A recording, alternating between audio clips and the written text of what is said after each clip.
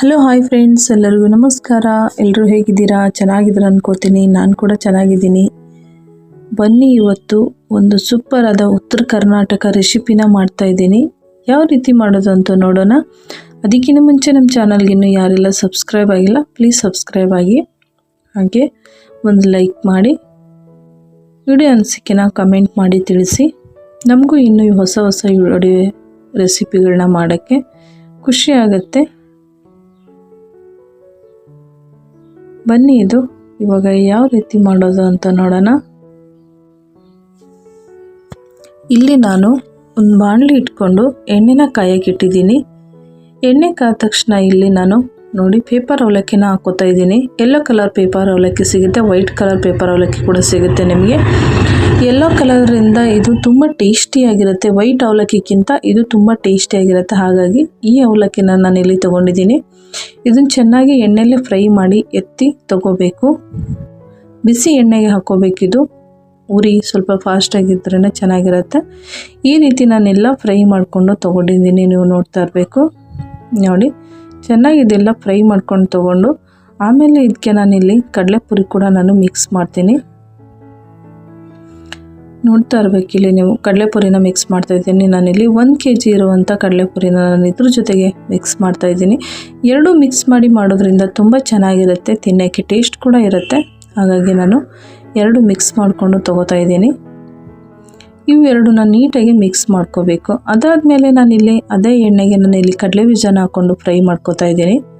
ಸಪ್ರೇಟಾಗಿ ಫ್ರೈ ಮಾಡಿಕೊಂಡು ಎತ್ತಿಟ್ಕೊಳ್ಳೋದ್ರಿಂದ ತುಂಬ ಗರಿ ಗರಿಯಾಗಿ ಟೇಸ್ಟಿಯಾಗಿ ಬರುತ್ತೆ ಕಡಲೆ ಬೀಜ. ಹಾಗಾಗಿ ಇದನ್ನು ನಾನು ಎಣ್ಣೆಯಲ್ಲಿ ಫ್ರೈ ಮಾಡಿ ತಗೋತಾ ಇದ್ದೀನಿ. ಇವಾಗ ಫ್ರೈ ಆಗಿದೆ ನೀಟಾಗಿ. ಈ ಥರ ಕಲರ್ ಬರೋವರೆಗೂ ಫ್ರೈ ಮಾಡಿಕೊಂಡು ನೀಟಾಗಿ ಎಣ್ಣೆ ಎಲ್ಲ ಜಾನಿಸ್ಕೊಂಡು ಕಡಲೆ ಬೀಜನ ತಗೋಬೇಕು. ಅದಾದಮೇಲೆ ನಾನಿಲ್ಲಿ ಕರಿಬೇವನ್ನು ಕೂಡ ಫ್ರೈ ಮಾಡಿ ತಗೋತಾ ಇದ್ದೀನಿ. ಕರಿಬೇವು ಕೂಡ ಅಷ್ಟೇ ಬಿಸಿ ಎಣ್ಣೆಗೆ ಹಾಕಿ ತೆಗೆಯೋದ್ರಿಂದ ತುಂಬ ಗರಿ ಗರಿಯಾಗಿ ಟೇಸ್ಟಿಯಾಗಿ ಬರುತ್ತೆ. ಹಾಗಾಗಿ ಕರಿಬೇವು ಕೂಡ ನಾನು ಫ್ರೈ ಮಾಡಿಕೊಂಡು ತೆಗಿತಾ ಇದ್ದೀನಿ. ನೀವು ಎಷ್ಟು ಚೆನ್ನಾಗಿ ಕರಿಬೇವು ಹಾಕ್ತಿರೋ, ಎಷ್ಟು ಹಾಕ್ತಿರೋ ಅಷ್ಟು ಚೆನ್ನಾಗೇ ಇರುತ್ತೆ. ನಾನಿಲ್ಲಿ ಸ್ವಲ್ಪ ಇರೋದ್ರಿಂದ ಸ್ವಲ್ಪ ಹಾಕಿ ತೋರಿಸ್ತಾ ಇದ್ದೀನಿ. ಹಾಗೆ ನಾನಿಲ್ಲಿ ಪುಟಾಣಿನ ಕೂಡ ಅದೇ ರೀತಿ ನಾನು ಫ್ರೈ ಮಾಡ್ಕೋತಾ ಇದ್ದೀನಿ. ಅಂದರೆ ಹುರ್ಗಡ್ಲೆನ, ಅದು ಕೂಡ ಎಣ್ಣೆಯಲ್ಲಿ ಚೆನ್ನಾಗಿ ಫ್ರೈ ಆಗಬೇಕು. ಅದು ಫ್ರೈ ಆದಮೇಲೆ ತೇಲ್ತಾ ಇರೋ ಟೈಮಲ್ಲಿ ಅದು ನೀಟಾಗಿ ಫ್ರೈ ಆಗಿರುತ್ತೆ. ಆ ಟೈಮಲ್ಲಿ ನಾವು ನೀಟಾಗಿ ಅದನ್ನು ಎತ್ತಿ ತಗೋಬೇಕು.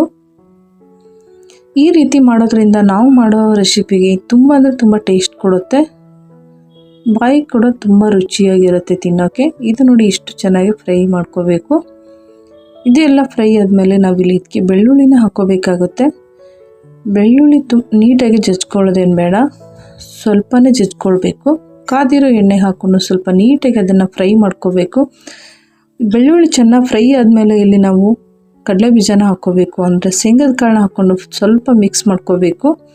ಅದೇ ಥರ ನಾನು ಪುಟಾಣಿ ಕೂಡ ಅಷ್ಟೇ ಹುರ್ಗಡ್ಲೆ ಹಾಕ್ಕೊಂಡು ಅದು ಕೂಡ ಮಿಕ್ಸ್ ಮಾಡ್ಕೋತಾ ಇದ್ದೀನಿ.